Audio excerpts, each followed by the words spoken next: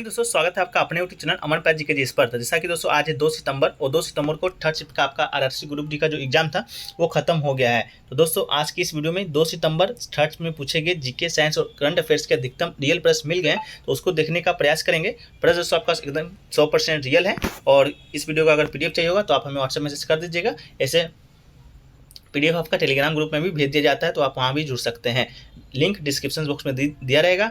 और दोस्तों अभी हम लोगों ने 5000 सब्सक्राइबर का माइलस्टोन पार किया है। आशा करते हैं कि इसी तरह से प्यार और स्नेह बना रहा है तो हम लोग जल्द ही 10K सब्सक्राइबर को हासिल कर लेंगे। तो जो लोग चैनल पर नए हैं चैनल को सब्सक्राइब कर लीजिएगा।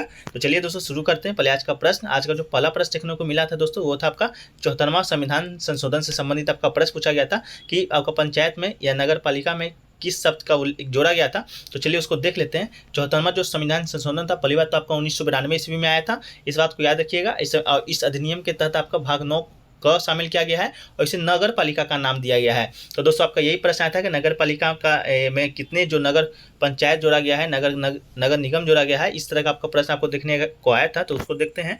अनुच्छेद 243 त से 243 छ के उपवन शामिल किए गए थे। इस अधिनियम के द्वारा संविधान में एक नई अनुसूची 12वीं अनुसूची को जोड़ा गया था। तो इसको भी दोस्तों याद रखिएगा फैक्ट के तौर पे। और इस सूची में दोस्तों नगर पालिकाओं की 18 कार्यकारी विषय वस्तुओं का उल्लेख किया गया था और अनुच्छेद W से संबंधित है। और बात करें दोस्तों आपका प्रश्न क्या आया था, तो एक्चुअल में आपका प्रश्न यह आया था कि 74वां संविधान संशोधन से कौन सा आपका जो है नगर पंचायत है, नगर पालिका है, नगर पालिका नियम ये सब जोड़ा गया था। तो आपको बता दें दोस्तों नगर पंचायत, नगर पालिका, नगर परिषद और नगर पालिका निगम दोस्तों ये सब आपका ये सब जोड़ा गया था। लेकिन एक और ऑप्शन था जो आपका आंसर था वो आपका नहीं जोड़ा गया था। तो वो ऑप्शन आपका सही हो जाएगा। इसके बाद दोस्तों पूछा गया था कि हिस्ट्री से आपका प्रश्न आया था कि रॉलेट एक्ट के समय वायसराय कौन था। तो रॉलेट एक्ट जब पारित हुआ समय था उस समय का जो आपका भारत का वायसराय था वो आपका लॉर्ड मिंटो थे। तो लॉर्ड मिंटो आपका राइट आंसर हो जाएगा। रॉलेट एक्ट कब पारित हुआ था तो 1919 ईस्वी में। इसके बाद ही दोस्तों आपका जलियांवाला बाग हत्याकांड हुआ था जिसमें जो महात्मा गांधी ने केसरी की उपाधि को लौटा दिया था और रवीन्द्रनाथ टैगोर ने सर की उपाधि को लौटाया था। तो इस फैक्ट को भी याद रखना है। अगला दोस्तों आपसे पूछा गया था अंतर्राष्ट्रीय महिला दिवस सप्ताह कब से कब तक मनाया गया था। तो दोस्तों बात करें महिला एवं विकास मंत्रालय के द्वारा आजादी का अमृत महोत्सव के राष्ट्रव्यापी उत्सव के तहत 1 मार्च से 8 मार्च 2022 तक अंतर्राष्ट्रीय महिला दिवस सप्ताह को मना रहा है। दोस्तों आपका 1 मार्च से 8 मार्च तक बिल्कुल राइट आंसर हो जाएगा। इसी सप्ताह में दोस्तों आपका अंतर्राष्ट्रीय महिला दिवस सप्ताह मनाया गया था। अंतर्राष्ट्रीय महिला दिवस की बात करें तो ये दोस्तों आपका 8 मार्च को मनाया जाता है। और राष्ट्रीय महिला दिवस कब मनाया जाता है ये प्रश्न आपका पूछा गया था तो उसको आप कमेंट सेक्शन में करके बताइएगा। अगला दोस्तों पूछा गया था आपका बायोलॉजी से कि वांशुनुगत का नियम किसने दिया था। तो दोस्तों बात करें वांशुनुगत का नियम किसने दिया था तो ग्रेगर जॉर्ज मेंडल आपका राइट आंसर हो जाएगा, जो कि एक जर्मन भाषी ऑस्ट्रियाई ऑगस्टन पादरी एवं वैज्ञानिक थे। उन्होंने अनुवांशिकी का जनक कहा जाता है। उन्हें मटर के दानों पर प्रयोग कर अनुवांशिकी के नियम को निर्धारित किया था। अनुवांशिकी का नियम ये कब आया था, ये किसने दिया था तो ग्रेगर जॉर्ज मेंडल आपका बिल्कुल राइट आंसर था। इसके अलावा दोस्तों पूछा गया था आपका एक स्टैटिक्स है कि पुरानी दिल्ली में लाल किले पर झंडा कब फहराया जाता है या लाल किले पर प्रधानमंत्री किस दिन झंडा फहराते हैं। इस तरह का आपका प्रश्न आया था। स्वतंत्रता दिवस, गणतंत्र दिवस, संविधान दिवस, इस सब आपका ऑप्शन में दिया गया था। तो दोस्तों बात करें लाल किले पर झंडा कब फहराया जाता है प्रधानमंत्री के द्वारा, ये दोस्तों आपका इंडिपेंडेंस डे के दिन मतलब कि स्वतंत्रता दिवस के दिन आपका लाल किले पर झंडा फहराया जाता है। इस बार भी आपका 15 अगस्त को सारा जो देश है आज़ादी का 75वीं सालगिरह मना रहा था। उस समय दोस्तों स्वतंत्रता दिवस पर हर साल देश के प्रधानमंत्री लाल किले की प्राचीर से तिरंगा झंडा फहराते हैं। तो स्वतंत्रता दिवस आपका बिल्कुल राइट आंसर हो जाएगा। अगला प्रश्न दोस्तों आपका आया था कि 8वीं अनुसूची में कौन सी भाषा नहीं है या कितनी भाषा हैं, सभी को देखेंगे। आप कमेंट सेक्शन में बताइएगा कौन सा प्रश्न आपका आया था। जैसे आप बात करें दोस्तों 8वीं अनुसूची में तो दोस्तों अभी वर्तमान में 22 भाषा है, ठीक है। और कौन कौन सी भाषा हैं तो आपका असमिया है, बांग्ला है, गुजराती है, हिंदी है, कन्नड़, कश्मीरी, कोंकणी, मलयालम, मणिपुरी, मराठी, नेपाली, ओड़िया, पंजाबी, संस्कृत, सिंधी, तमिल, तेलुगु, उर्दू, बोडो, संथाली, मैथिली और डोगरी। ये 22 भाषा दोस्तों आपके 8वीं अनुसूची में आपको वर्तमान में है। जब आपका मूल संविधान बना था तो उस समय आपका 14 भाषा ही आपका था। तो आपका ऑप्शन के अनुसार अपना सही आंसर मिला लीजिएगा कि कौन सी भाषाएं नहीं थी। तो ये सब जो सामने आपको दिख रहा है ये सभी भाषाएं 8वीं अनुसूची में आपका थी। अगला दोस्तों आपका आया था कि आईपीएल 2022 में कितने टीमों ने भाग लिया था। तो ये प्रश्न दोस्तों आपका रिपीट हुआ है। तो बात करें दोस्तों आईपीएल 2022 का तो आईपीएल 2022 में टोटल 10 टीम खेला था आपका। 21 की बात करें तो 21 में 8 टीम खेला था। तो 22 में 2 नई टीम आपका जुड़ा था। कौन कौन टीम जुड़ा था तो लखनऊ सुपर जायंट्स, जुड़ा था और गुजरात टाइटंस जुड़ा था दोस्तों। तो गुजरात टाइटंस के कप्तान जो कि दोस्तों आपका हार्दिक पांड्या थे और लखनऊ सुपर जायंट्स के कप्तान केएल राहुल थे। और इन दोनों के बीच दोस्तों शायद आपका क्वार्टर फाइनल खेला गया था, जिसमें गुजरात टाइटंस ने जीता था। इसके बाद विजेता भी गुजरात टाइटंस ही बना था आपका 2022 का। तो पूछा जाएगा कि आईपीएल 2022 का विजेता कौन है, तो आपका गुजरात टाइटंस हो जाएगा। और पर्पल कैप की बात करें तो युजवेंद्र चहल को मिला था, जो कि राजस्थान रॉयल्स के थे। और दोस्तों जो ऑरेंज कैप होता है, जो सबसे ज़्यादा रन मारा जाता है, किसने मारा था, तो आपका जोस बटलर, जो कि राजस्थान रॉयल्स से ही संबंधित है। तो इस तरह के प्रश्न आपका पूछे जाते हैं, तो इस तरह के फैक्ट्स को भी आपको याद रखने की जरूरत है। अगला दोस्तों आपका प्रश्न आया था कि लाल मिट्टी और पीली मिट्टी किस राज्य में पाई जाती है। आपका दो तरह का ऑप्शन दिया गया था, जैसे राजस्थान, मुंबई, महाराष्ट्र, झारखंड, बंगाल, मध्य प्रदेश, मेघालय, इस तरह का आपका ऑप्शन दिया गया था। तो आपका ऑप्शन के अनुसार आपका मिला लीजिएगा। अभी हमको बता देते हैं कि लाल मिट्टी और जो पीली मिट्टी है, ये मध्य प्रदेश, छत्तीसगढ़, झारखंड, पश्चिम बंगाल, मेघालय, नागालैंड और उत्तर प्रदेश, राजस्थान, तमिलनाडु तथा महाराष्ट्र में मिलती है। तो अपना ऑप्शन के अनुसार अपना देख लीजिएगा। इसके बाद छत्तीसगढ़ में बात करें तो लाल मिट्टी को स्थानीय रूप से मटासी मिट्टी भी के नाम से भी जाना जाता है। इसका जो विस्तार है राज्य के लगभग 60% भूभाग पर आपका स्थित है। तो ऑप्शन आपका क्या आया था, कौन सा जोड़ा आपका देखने को आया था, तो आप बताइएगा। ऐसे शायद आपका राजस्थान भी आपका एक जोड़ा में आपका आया था, लेकिन अदर ऑप्शन क्या आया था, राजस्थान, महाराष्ट्र, ये शायद आपका आया था। तो आपका राइट आंसर हो जाएगा।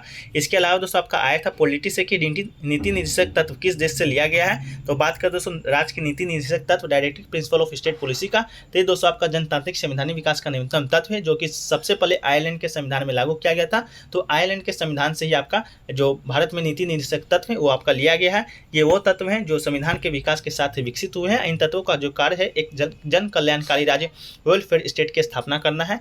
बात करें आपका अनुच्छेद कितना से कितना है आपका डीपीएसपी का, तो आपका अनुच्छेद 36 से 51 तक का है। और भाग कितने में है, तो भाग आपका 4 में है। लिया कहाँ से गया है, तो आयरलैंड के संविधान से आपका लिया गया है। अगला क्वेश्चन दोस्तों आपका आया था कि प्रकाश संश्लेषण और जल CO2 से संबंधित आपका एक प्रश्न आया था। प्रश्न आपका ये आया होगा कि जो पौधे के द्वारा जल को वाष्प के रूप में अलग किया, अब शरीर से बाहर निकालने की क्रिया को क्या कहते हैं। तो दोस्तों आपका जो राइट आंसर था आपका वाष्पोत्सर्जन, आपका बिल्कुल राइट आंसर था। पौधे के द्वारा अनावश्यक जल को वाष्प के रूप में शरीर से बाहर निकालने की क्रिया को वाष्पोत्सर्जन कहा जाता है। तो आपका शायद यही प्रश्न आपका आया था। इसके बाद दोस्तों अगला प्रश्न आया था कि हड्डी किसकी बनी होती है, ये आपका प्रश्न आया था इस तरह से, या ये प्रश्न आपका आया होगा कि हड्डी कौन से उत्तक से आपका जुड़ा रहता है। तो आपका संयोजी उत्तक से जुड़ा रहता है। तो आपका लिगामेंट है, जो कि एक संयोजक उत्तक है जो कि हड्डियों के साथ आपका जुड़ता है। तो आपका लिगामेंट राइट आंसर हो जाएगा। हमारी हड्डियां दोस्तों जो कैल्शियम के अलावा भी कई तरह के मिनरल से बनी होता है। अनियमित जीवन शैली की वजह से फिर बढ़ती उम्र में ये मिनरल खत्म होने लगते हैं, हड्डियां घिसने और कमजोर होने लगती है, धीरे धीरे मरीज काम करने में असमर्थ हो जाता है। तो हड्डी में दोस्तों आपका कैल्शियम जो तत्व होता है वो पाया जाता है। कौन सा उत्तक से जुड़ा होता है, तो आपका लिगामेंट जो कि एक संयोजक उत्तक है उससे आपका जुड़ा रहता है। अगला क्वेश्चन आया था दोस्तों कि राज्यसभा में एक वर्ष में कितने सदस्य सेवानिवृत्त होते हैं। हालांकि एक वर्ष आपका नहीं आया होगा 2 वर्ष में कितने सदस्य सेवानिवृत्त होते हैं।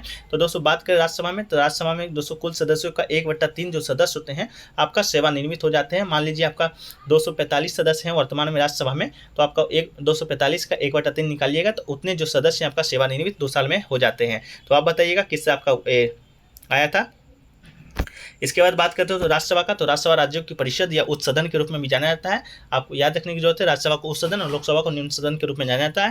राज्यसभा एक अस्थायी निकाय है जो कि विघटन के अधीन नहीं है। हालांकि विघटन इसमें नहीं होता है, जैसे लोकसभा का हर 5 साल में विघटन होता है, राज्यसभा का आपका नहीं होता। यह प्रत्येक 2 साल में सदस्यों का सेवानिवृत्त हो जाते हैं, जो कि कुल सदस्यों का 1/3 है। हालांकि सदस्यों में 1/3 सदस्य दूसरे वर्ष सेवानिवृत्त हो जाते हैं और उनकी जगह नवनिर्वाचित सदस्य को लिया जाता है। अगला दोस्तों आपका आया था कि बेकिंग सोडा को गर्म करने पर, इस तरह का भी आपका शायद प्रश्न आपको देखने को मिला था। तो दोस्तों बेकिंग सोडा को बाइकार्बोनेट कहते हैं। जब गर्म किया जाता है तो ये आसानी से कार्बन डाइऑक्साइड को खो देता है और कार्बन डाइऑक्साइड किसी माध्यम में बुलबुले की तरह निकल जाता है। तो दोस्तों आप इससे रिलेटेड क्या आपका प्रश्न आया था वो आप ही बताइएगा, लेकिन बेकिंग सोडा को गर्म करने से रिलेटेड भी प्रश्न आपका देखने को मिला था। इसके बाद दोस्तों आपका आया था कि हृदय गति के मापने का यंत्र आपसे पूछा गया था। तो हृदय गति को मापने का यंत्र दोस्तों कार्डियोग्राफ से हृदय गति को मापन किया जाता है या मापा जाता है। तो कार्डियोग्राफ आपका ऑप्शन में था, तो आपका कार्डियोग्राफी बिल्कुल राइट आंसर होगा। इसके बाद था दोस्तों आपका आरबीआई का प्रमुख कार्य पूछा गया था, तो इससे ऑप्शन से ही बनेगा, लेकिन आरबीआई का जो प्रमुख कार्य उसको देख लेते हैं। आरबीआई का जो प्रमुख कार्य दोस्तों बैंक नोटों के निगम को नियंत्रित करना है, भारत में मौद्रिक स्थायित्व को प्राप्त करने की दृष्टि से प्रेक्षित निधि रखना और समांतर देश के हित में मौद्रिक ऋण प्रणाली को प्रचलित करना है, मौद्रिक नीति तैयार करना, उसका कार्यान्वयन और निगरानी करना, वित्तीय प्रणाली का विनियमन और पर्यवेक्षण करना। अगर यही सब में से दोस्तों आपका जो ऑप्शन होगा आपका बिल्कुल होगा, तो ऑप्शन में बताइएगा क्या आया था।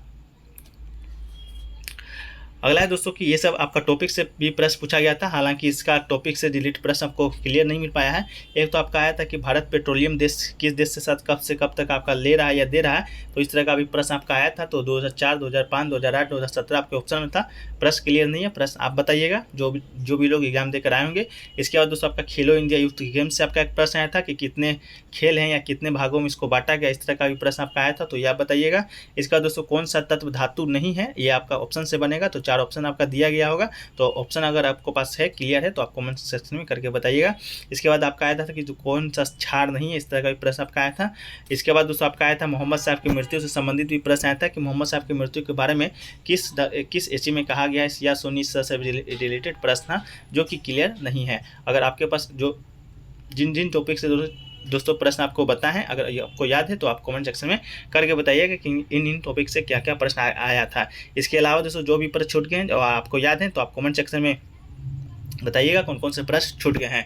तो दोस्तों इतना ही प्रश्न अभी तक मुझे प्राप्त हुए हैं। जितना भी प्रश्न और भी प्राप्त होंगे तो कमेंट सेक्शन में पिन कर देंगे या पीडीएफ में उसको सम्मिलित कर देंगे। पीडीएफ आपको मिलेगा दोस्तों कहाँ, तो टेलीग्राम लिंक पे मिलेगा, टेलीग्राम ग्रुप में मिलेगा, लिंक डिस्क्रिप्शन बॉक्स में दिया रहेगा। इसके अलावा जिन लोगों के पास टेलीग्राम चैनल नहीं है, अपना शिफ्ट नाम और कब है एग्जाम, आप पीडीएफ लिखकर आप हमें व्हाट्सएप मैसेज कर दीजिएगा, व्हाट्सएप नंबर ऊपर दिया गया है। तो वीडियो को यहीं पर समाप्त करते हैं दोस्तों, फिर मिलते हैं नेक्स्ट वीडियो में। वीडियो कैसा लगा कमेंट सेक्शन में बताइएगा, और चैनल पे दोस्तों नए हैं तो चैनल को सब्सक्राइब कर लीजिएगा और नोटिफिकेशन बिल को भी ऑन कर लीजिएगा। तो मिलते हैं दोस्तों नेक्स्ट वीडियो में, जब तक के लिए जय हिंद, जय भारत।